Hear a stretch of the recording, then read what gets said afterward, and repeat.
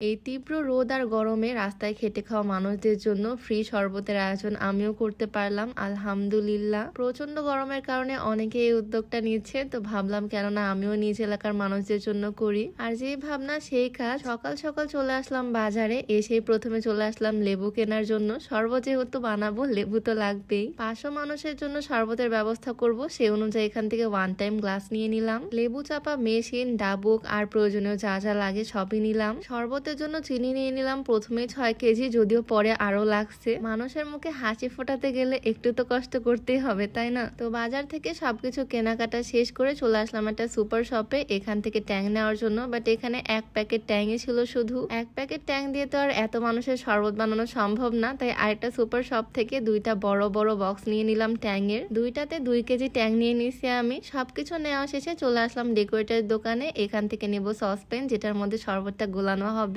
মোটামুটি আমাদের সবকিছু অলমোস্ট ডান, আর সবকিছু নিয়ে চলে আসলাম বাসার নিচে। আমরা সকাল থেকে কাজকর্ম করা শুরু করে দিয়েছি, যাতে দুপুরের কড়া রোদে আমরা সবাইকে ঠান্ডা শরবতটা খাওয়াতে পারি। এই বড় সসপ্যানটা আর এই বড় চামচটা সবকিছু ধুয়ে নেওয়া হলো, আর একটা ছায়াতে আমরা বসে পড়লাম পাটি পেরে। যেই লেবুগুলো আনছি এগুলো এখন ভালোভাবে ধুয়ে নিব, তারপর লেবু কেটে চেপে রস বের করে নিব লেবু থেকে। আমি একটা বালতির মধ্যে পানি নিয়ে ভালোভাবে লেবুগুলোকে ধুয়ে নিলাম। আর এতগুলো লেবু যেহেতু চেপে রস বের করতে হবে, তাই সবাই মিলে এই কাজটা করব। বাট এখানে দুঃখের বিষয় হচ্ছে আমরা যে লেবু চাপা মেশিনটা আনছি এটা একদমই কাজের না। অযথা আমাদের টাকা ওয়েস্ট, বাসায় থাকে কাঠেরটা দিয়ে কাজ চালানো হচ্ছে। আমার শাশুড়ি আম্মু অনেক হেল্প করছে, লেবুগুলোকে ভালোভাবে কেটে দিছে, তারপরে এভাবে চামচ দিয়ে লেবুর রস বের করছে অনেকটাই। আর আমার হাজবেন্ড এদিকে করতেছে। অনেকটা সময় নিয়ে সবাই মিলে সবগুলো লেবুর রস বের করে ফেললাম। আর এদিকে দেখো আমার হাতের অবস্থা। আমার স্কিন একটু বেশি পাতলা, যার কারণে আমার এগুলো ফেস করতে হয়। যাই হোক, ব্যাপার না। লেবু চাপা শেষ করতে আমাদের ভ্যান চলে আসলো, যে ভ্যানে করে আমরা শরবত নিয়ে যাব।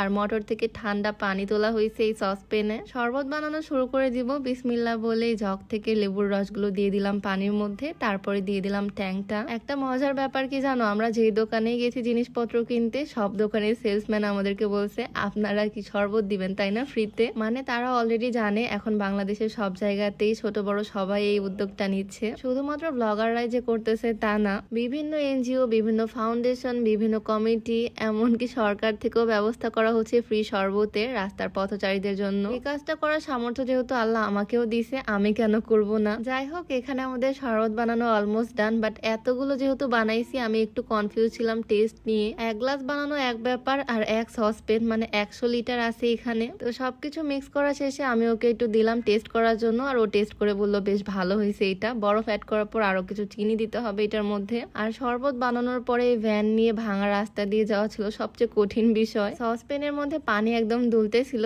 যাই হোক, কোনোভাবে এটাকে নিয়ে যাচ্ছি এখন মেইন রোডে। আর দোকান থেকে আমি এখানে 3 কেজি চিনি নিয়ে নিলাম, যখন লাগবে তখন অ্যাড করা হবে। ভ্যানে চড়ে সোজা চলে আসলাম একটা গাছতলায়। আমরা এসে কিছুক্ষণ এখানে ওয়েট করলাম, আর তার মধ্যে ওরা চলে আসলো বরফ নিয়ে। এই বরফগুলো কিন্তু খাওয়ার বরফ, আগে থেকে অর্ডার করে রাখছিলাম, সেগুলো এখন নিয়ে আসা হলো। আর এই সসপ্যানের মধ্যে দেওয়ার পর আমি আরো চিনি অ্যাড করে দিলাম এখানে। আমরা টোটাল 9 কেজি চিনি ইউজ করছি, যাতে স্বাদে কোনো কমতি না হয়, সবাই যাতে তৃপ্তি করে খেতে পারে মিষ্টি এক গ্লাস ঠান্ডা শরবত। আমাদের কাছে কোনো ব্যানার, পোস্টার বা মাইক কিছুই ছিল না প্রচার করার মতো, তাই ভাইয়া ডাকতেছিল হাত বাড়ায় বাড়ায়। আর এইভাবেই রিক্সাওয়ালা, অটোওয়ালা মামারা আসতেছিল আমাদের কাছে। অনেকে এসে জিজ্ঞেস করতেছে কত করে গ্লাস। আমি যখন বলি ফ্রি, তখন তাদের মুখে অন্যরকম একটা হাসি চলে আসে। প্রথমে আমরা দাঁড়াইছি মেন রোডের একদম সাইডে, সেজন্য রিক্সাওয়ালা মামা থেকে শুরু করে অটোওয়ালা মামা, এমনকি গাড়ি থেকেও মানুষ এসে নিচ্ছে আমাদের কাছ থেকে শরবত। বাস থামিয়ে ওনারা আমাদের কাছ থেকে শরবত খেলো। বিষয়টা আমার খুবই ভালো লাগছে। জানালা দিয়ে দেওয়া হচ্ছে তাদেরকে শরবতের গ্লাসগুলো। এই গরমে জার্নি করাও কিন্তু বেশ কষ্টকর। রাস্তায় অটো রিক্সা তো প্রচুর, শুধু অটোওয়ালা বা রিক্সাওয়ালা মামাকে দিলে কি হয়, ভিতরে সব প্যাসেঞ্জারদের জন্য আমরা দিচ্ছি।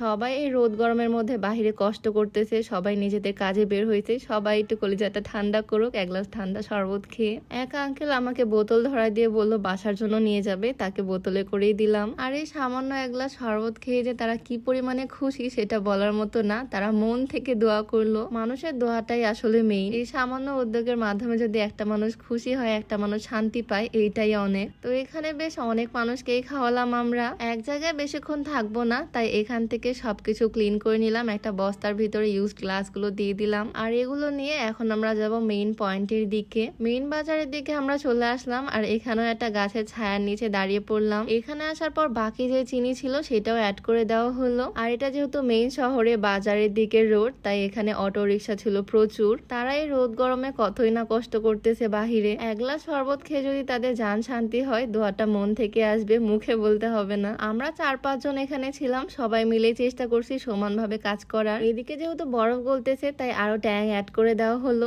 এত মানুষ খাচ্ছে শরবত, তাও যেন শেষই হচ্ছে না। আর আমরা যথেষ্ট পরিমাণে ট্যাং চিনি অ্যাড করছি। বেশিরভাগ আঙ্কেলরাই 2-3 গ্লাস করে খাচ্ছিল। আমাদের ফ্রি শরবত তো আনলিমিটেড, যে যত গ্লাস খেতে পারবে খাবে, কোনো সমস্যা নাই। যেই আসবে আমাদের কাছে সেই শরবত নিয়ে যাবে, যত গ্লাস ইচ্ছা নিয়ে যাবে। শেষ হয়ে গেলে দরকার হয় আবার বানাবো, তবে কোনো মানুষকে ফিরিয়ে দিব না। রিক্সাওয়ালা মামা থেকে শুরু করে এই ছোট্ট বাবুটা যে আসতে তাকে খাওয়াইছি। এই ছোট্ট বাবুটা একটা কলসি নিয়ে আসছে, কলসি ভরে সে বাসায় নিয়ে যাবে। তার হাসিটা জাস্ট দেখো, এই হাসিটাই আসলে সব। সামান্য শরবতে যে মানুষ এতটা পরিমাণে খুশি হয়, এইরকম ভাবে দোয়া করে, এইটা আসলে মানুষের কাছে গেলেই বোঝা যায়। তাদের এই সামান্য উপকার করলেই বোঝা যায়। আমার এই ভিডিও দেখে যদি আরো 5টা মানুষ এগিয়ে আসে, তারাও এরকম একটা কাজ করে, তাহলে ক্ষতি কিসের? আমি আমার এলাকাতে করতেছি, আপনার নিজ এলাকাতে করেন। মানুষের কাছ থেকে যে পরিমাণে দোয়া পাওয়া যাবে, তারা যে পরিমাণে খুশি হবে, তার কাছে এইটুকু কষ্ট কিছুই না। আর আজকে আমরা আমাদের এই সামান্য উদ্যোগে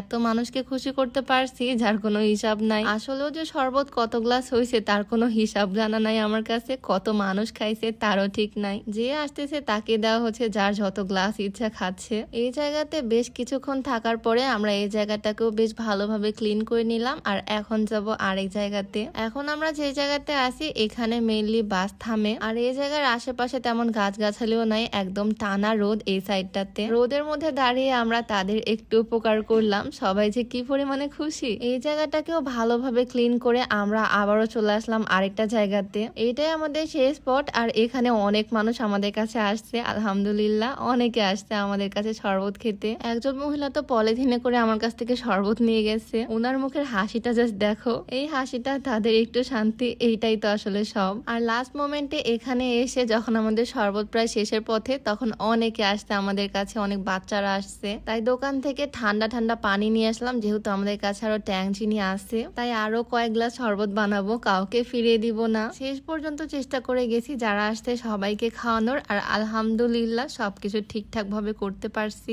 সবাই আমাদের জন্য দোয়া করবা, যাতে এইরকম কাজ নেক্সটে আমরা আরো করতে পারি।